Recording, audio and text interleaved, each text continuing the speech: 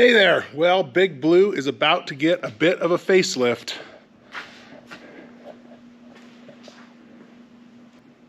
Stay tuned.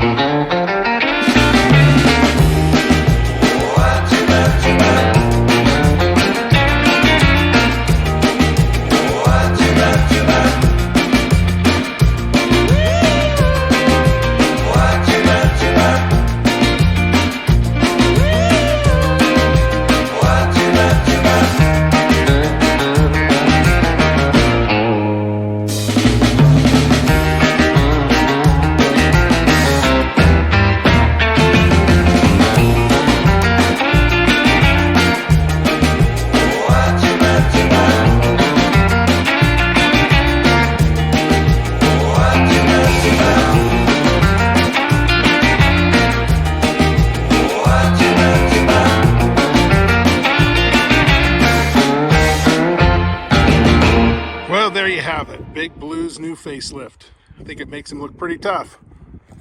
That is the X-Guard HD 450. I'll leave the part number in the description.